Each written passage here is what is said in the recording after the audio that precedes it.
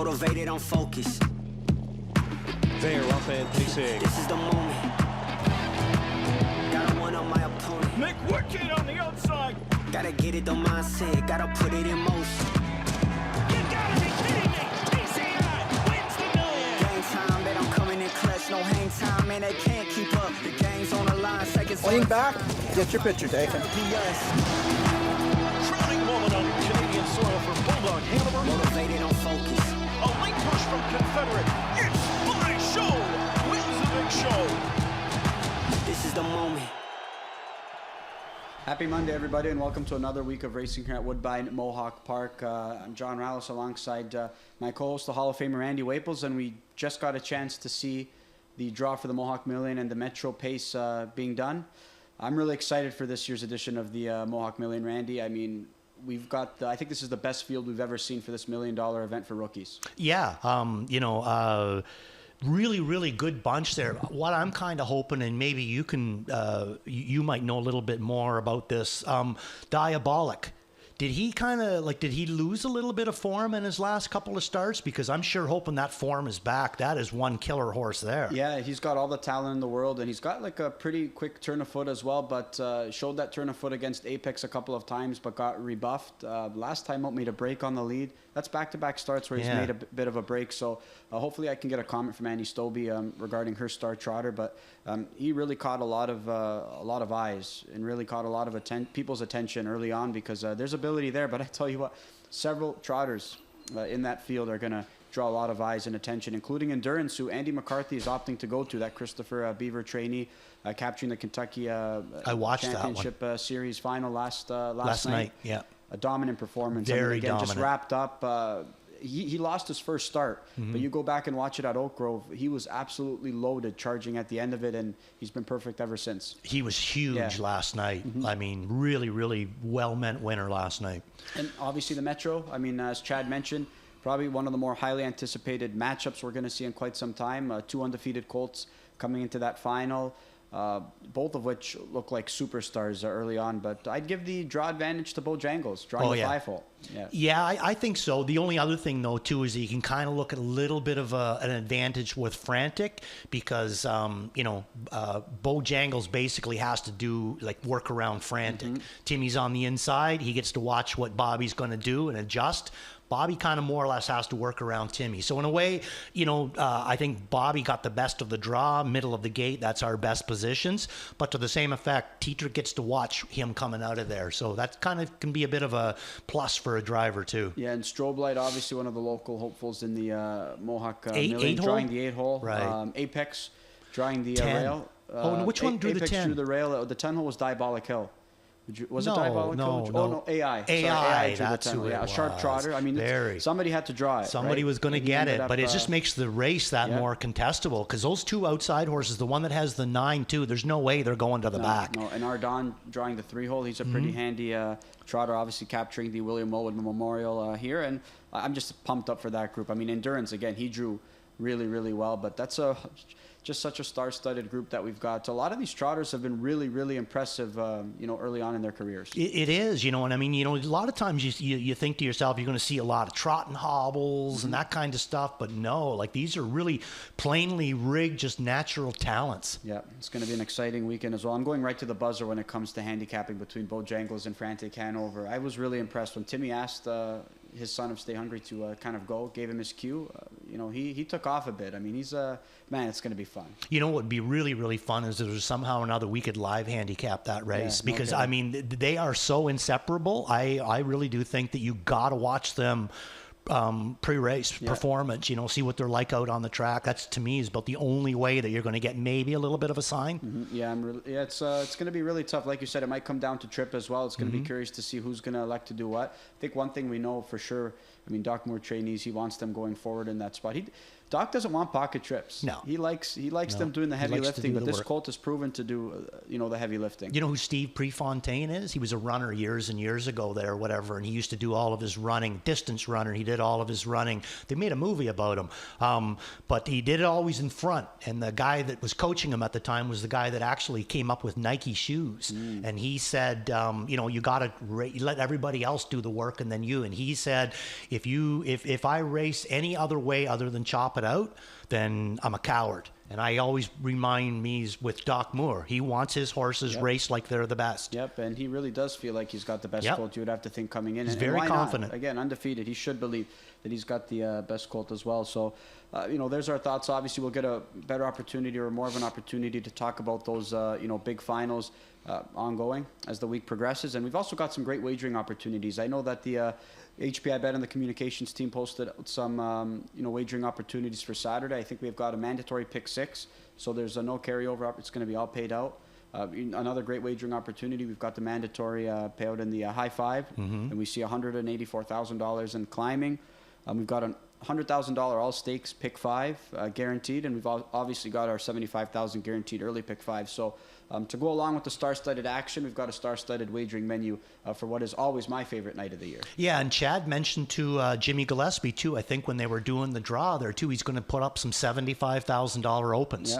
Yep. So that's should draw in some really, really nice horses as well. So like John said, it's going to be a stacked wagering card. It really is, and obviously a shortened pre-show today, so we're going to do things a little bit different, but we're going to go to plays of the night first and kind of highlight our respective plays here. So we're going to get a chance to look at your plays board here first, Randy, before we dig into some replays that we want to highlight. So let's go through your play package here first. Well, mine's quite easy and quite early, John. I'm using races 1, 2, 3, and 4. Okay. So my all-in, or actually no, my Waples watch is going to come around in race number 1. That's going to be My Friend Jose. And in race number 2, my beat the favorite is going to be the one horse in there, Major Bank. In race number 3, my Worth a Look is going to be the one horse in there, Crypto Hanover. And in race number 4, my all-in is going to be Foxy Amy. All right. You're taking a couple shots in races 2 and 3. And speaking of My Friend Jose, your Waples watch, I thought he'd go off as the favorite in race number 1. That could change. Still 11 minutes to go before we go postward for the opener here tonight. But currently sitting at 5-1. When we get a chance to see this replay, there's a couple of things that you'd like to highlight. But it's this replay in particular why I thought that My Friend Jose would go off as the race favorite. Because to me, nobody had more go than him in this particular start. And let's see what you want to highlight, because like you mentioned, there's a couple things that you'd like to point out here in this spot. So we're going to look at the normal pan shot, the one that we normally see in this situation, and then we're going to flip to the head on. But right now you can see Trevor towards the back there with My Friend Jose, and you can tell by the body language, they're still got some go. Now Louis down in here with Major Bank, he still has a little bit of go too. He's not going backwards. And then right down in through here, you're going to see these two horses, they're going to end up hooking wheels right about now. And they come to a dead stop. So let's take a look at the head-on of that one there, because we on the head-on, we're going to get a better chance to see if these two horses, how long they're hooked on, and if it costs them anything. I think it did cost both those horses some of their momentum. My Friend Jose is going to be my top pick in race number 1, and my top pick in race number 2 is going to be Major Bank, and they're both going to be on here. So here we go. Like I said, maybe if we could back that up. I think I might have missed that. But anyway, regardless, they're going to come at one point. They are going to come up against each other. They are going to end up hooking wheels. So that is going to be my top picks in here is going to be My Friend Jose and Major Bank. My Friend Jose in race number 1, Major Bank in race number 2. And that is the way that we're going to do it. A little bit further up there, I think it was where they hooked. But no, regardless of it, they both race very, very well. My Friend Jose is going to be my top pick in here. Yeah, something you pointed out right after the race concluded is right away you said to me, I think those two hooked wheels. I mean, you were on it right away, and and right away you said that I think I'm going to go back to My Friend Jose the following week if he hooks a similar bunch, and here he is versus practically the same bunch, and you're going to go his direction as well. Hard for me not to go that way as well. Garnet Barnsdale going that way. I think a lot of us going that way because tell you what, Randy, that's a horse that's on his game right now. I mean, he tried to chop it out 2 starts back, and he got picked off by Emoji Hanover. We know how sharp she is. I mean, she motored home to pick off. Maple Leaf Trot horse. Yeah, and she motored home to pick off even tougher rivals the week after. And My Friend Jose last time out, got away 5th, but he was a horse that had plenty of trot. A 26-4 final quarter, in the midst of obviously, hooking wheels there in that spot. He's a horse that I figure is going to be tough to beat. I'm a little bit surprised, though, that we're seeing Landing on Time as the current 9-5 favorite, especially given that Herb Holland trainee's effort. Yeah, I mean, my big thing is with Herb's horse, he's a 4-year-old. Yep. They got really nothing to prepare for, with this guy. So I think, to me, this is wide open for them. They just want to get as much as they possibly can in here. And, you throw away the race 3 down where he made a break. Look at the lines other than that. I mean, it's just spot on. First, second. And when he's finishing second, he's getting beat heads and necks. He's just a horse that is really, really on his form right now. And Herb Holland always would tell me last year, this guy's got a heap of ability. Just wait till he starts putting it together. He would break at times, and he still said he just needs a bit of maturing, but he's got the ability. I mean, Herb would always tell me every time in the paddock that he saw me that he's got go. This is a talented trotter that I've got in my barn, and he's really proving it. I mean, he's been racing really, really well, and arguably the sharpest horse in this spot. Look, Landing on Time, he's got a good draw to work with. Given the talent, I think we agree that he probably should have got the job done in his most recent, but he did miss some time. Maybe the stale date is what kind of ultimately did him in that spot. Yeah, I think so. I mean, it was a bit of a sprint too. They didn't do much in the middle part. They only went a middle half in like 58 and bit, so they were sprinting on both ends, bookending it. But his sprint just wasn't quite up to the other one. But he hadn't raced since August the 13th. Like, he missed just short of a month. So I think he has lots of excuses. Landing on Time, James coming back, middle of the gate, I threw him in for third. The only one that I like my friend Jose up on top, and the only one that I think maybe could be a little bit better than James's horse, Ricky's horse, is PL Spencer. Yeah, and he's a 3-year-old who's obviously got a gold coming up as well, I believe, and I think they wanted to hopefully find him a spot here before that next gold, and here it is, right? I mean, they get an overnight spot here, and it's a tough group. He's facing a lot of 3-year-olds too, but this is a tough group. I mean, this is probably tougher than could be tougher than some of the golds that he's taking on, and he's got horses that he's going to be competing, with like the likes of LMC Wagon Wheel. So I didn't factor him in here tonight. I think he's capable of a piece. Again, I understand the support that he's taking because of his resume, but not one that I'm going to factor in this spot in particular. Yeah, no, I completely understand that too. He's getting a bridle change tonight, though, eh? That's the big thing with 3-year-olds. Sometimes it's a little bit of a riddle. How much are you willing to take out of them a week before a big race? If there's ever a time to experiment, today's the day. Today's the day. I would have to say today's the day. We're going to move on to race 4 because speaking of some 3-year-olds, you want to get a look at this 3-year-old. She's coming off a qualifying effort, and she's going to be back in a grassroots try here. And that's going to be the 6-horse Foxy Amy Randy. She has to be the one to beat, especially off her qualifying try. I thought that was a good prep leading up to this grassroots leg. Yeah, absolutely. And we're going to, producer Ryan's going to show this replay while we're talking. So this is the qualifier that she comes back. Doesn't do much, 59-3, but, that's all she needed to do, get going. John, when they first came out with her, they were racing her in a lot in golds, and something, she wasn't that far away. Nope. Now she's back down into this grassroots, and I just think she's kind of overpowering right now, to tell you the truth. I think the management that's been done here with this one, Paul McDonnell and his main man, Old Bill Windsor there, I mean, they just had her really, really good all season long, and now, Dougie's going to come along for the ride, and I think that Paul's turning over a really, really live horse to him. Yeah, and again, she's going to be tough to beat. She's taken on tougher in her most recent tries as well, right? The Casual Breeze, she tried them, and she worked out a pretty good trip. Ultimately, she didn't have that much. She didn't have the speed, to go in that 52 mile in that spot. But she's been right there, second to Bright Green, working out a good trip.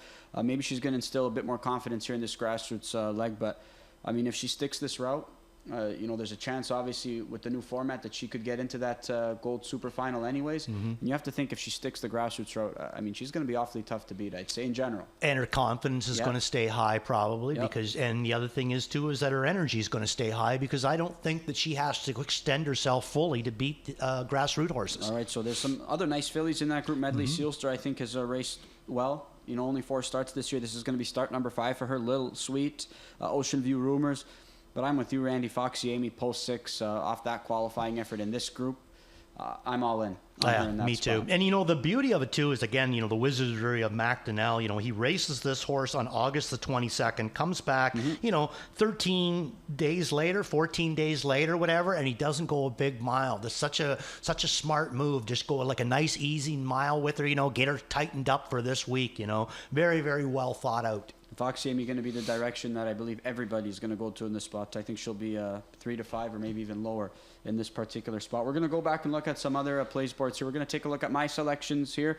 I found some races to be really formful, though, Randy, especially early on. I tried to find maybe some value in some of the later part of the card. So, from race number 5, I do know Macapello Silster is going to be really tough to beat. I'm going to try Lady Freight as a value play. I mean, a good draw to work with tonight.